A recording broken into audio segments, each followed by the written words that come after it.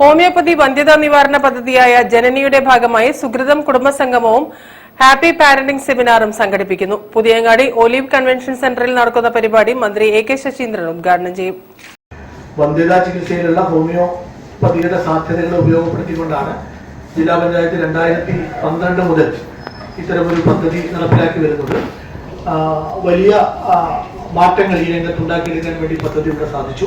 ഇവിടെ സൂചിപ്പിച്ചതുപോലെ ഏതാണ്ട് 600-ലേറെ കേസുകൾ, പോസിറ്റീവ് കേസുകൾ ഉണ്ടായി. 421 കുട്ടികൾ ഈ ഒരു പ്രക്രിയയുടെ ഭാഗമായിട്ടുണ്ടായി.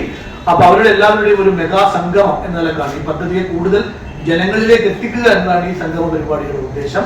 കൂടുതൽ ആളുകളെ ഈ മേഖലയിലേക്ക് കൊണ്ടുവരിക, ആവശ്യമുള്ളവർക്കെല്ലാം സൗജന്യമായിട്ടുള്ള ഈ സേവനം ലഭ്യമാക്കുക എന്നതിന്റെ ഭാഗമായിട്ടാണ് ഈ പദ്ധതി ഇപ്പോൾ ഈ ഒരു വലിയ സംഗമ പരിപാടി നടപ്പിലാക്കുന്നത്.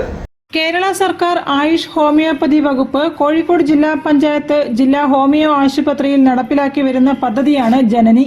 ഇതുവരെ ജനനിയിലൂടെ 643 പ്രഗ്നൻസി പോസിറ്റീവ് കേസുകളും 421 കുട്ടികളും ഉണ്ടായി. ജനനയിലൂടെ ജനിച്ച കുഞ്ഞുങ്ങളുടെ കുടുംബസംഗമം സുഹൃതവും ഹാപ്പി പാരന്റിംഗ് സെമിനാറും ഫെബ്രുവരി 22-ന് പുതിയങ്ങാടിയിൽ നടക്കും. മന്ത്രി എ കെ ശശീന്ദ്രൻ ഉദ്ഘാടകനായും മന്ത്രി വീണ ജോർജ് MP എന്നിവർ മുഖ്യാതിഥികളായും പങ്കെടുക്കും.